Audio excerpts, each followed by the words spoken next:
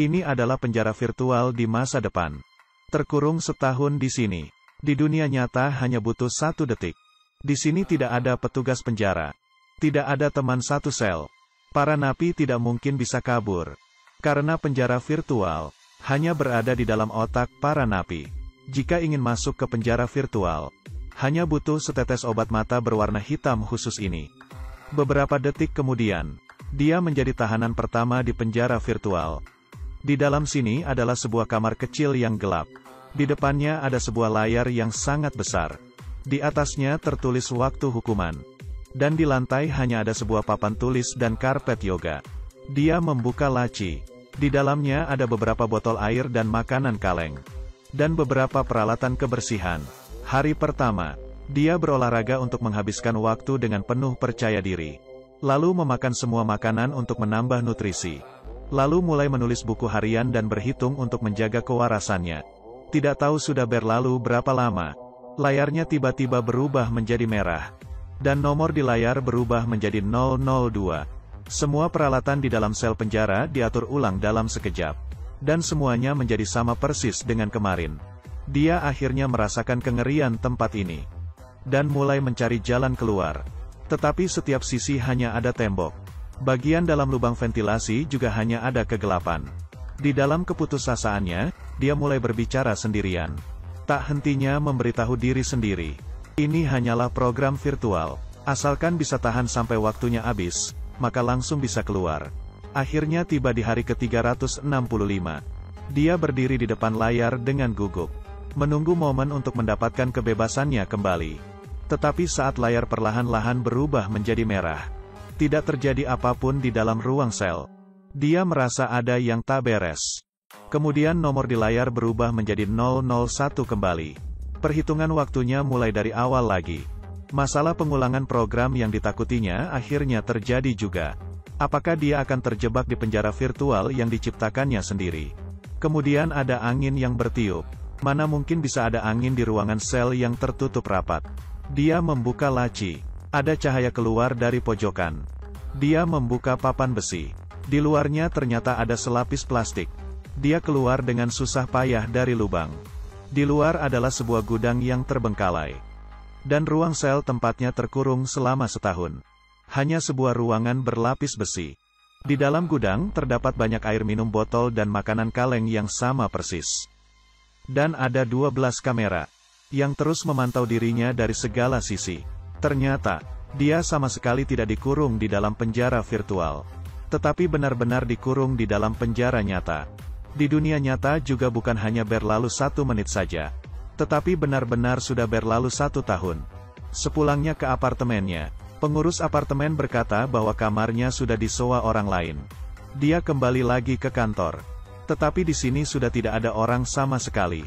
Dia membawa polisi ke tempatnya dikurung. Tetapi sel penjara yang barusan masih ada. Tiba-tiba menghilang. Tidak meninggalkan bukti sedikit pun. Kemudian dia memperhatikan papan iklan. Teknologi VR miliknya yang bernama Hidup Kembali sudah beredar di pasaran. Sedangkan rekan kerjanya menjadi direktur perusahaan. Ternyata dialah yang mencelakainya. Di saat yang sama, rekan kerjanya mulai mengejarnya. Dia yang sudah putus asa, akhirnya hanya bisa mencari sahabatnya. Dan dia baru tahu, kekasihnya tidak meninggal. Dan semua ini adalah konspirasi rekan kerjanya. Untungnya dia belum menyerahkan kode inti dari teknologinya. Mereka datang ke kantor pusat Hidup Kembali. Dan mengambil kembali hard disk yang berisi kode aslinya. Akhirnya dia bisa tenang kembali. Ternyata selama setahun dia dikurung. Dia terus menulis kode program yang bisa membangunkan adiknya.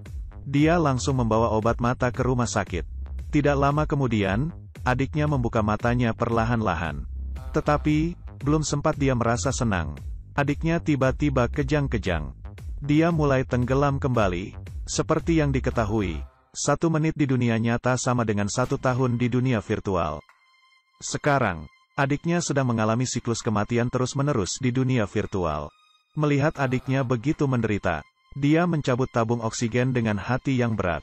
Kemudian dia mendengar ada orang yang memanggil dirinya. Hal-hal dari kenyataan dan virtual muncul bergantian di matanya. Dia menyadari dengan ngeri. Ternyata dirinya selama ini masih berada di dunia virtual. Di dalam kegelapan, dia melihat asistennya mengeluarkan obat penyadar. Detik selanjutnya, dia terbangun di bangku uji coba di kantornya. Dan segala yang dialaminya selama ini hanya berlalu 8 menit di dunia nyata. Ternyata saat itu dia benar-benar masuk ke penjara virtual.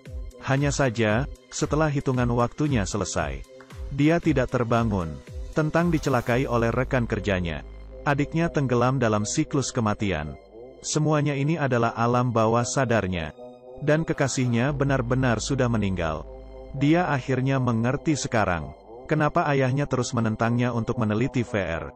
Karena setelah pengalaman yang lama, benar-benar bisa sulit membedakan dunia virtual dan kenyataan.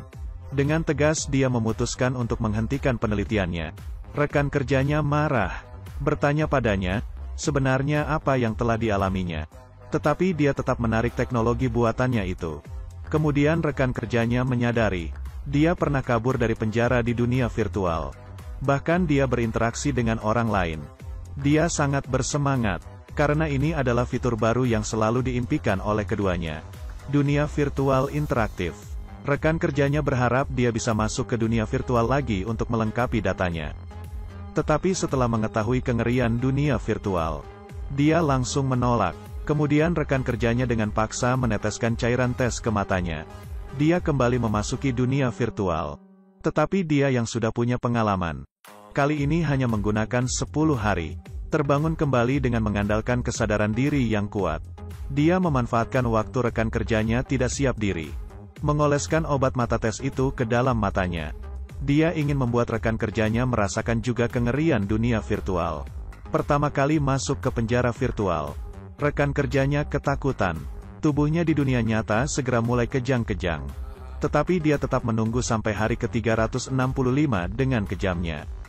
Baru menyuntikkan obat penyadar kepada rekan kerjanya. Rasa ketakutan di matanya tak kunjung hilang. Rekan kerjanya akhirnya merasakan kengerian teknologi ini. Tidak lama kemudian dia datang ke rumah sakit, menghentikan alat pendukung kehidupan adiknya, agar dia bisa mendapat ketenangan. Akhirnya dia melepaskan obsesinya untuk menyelamatkan adiknya.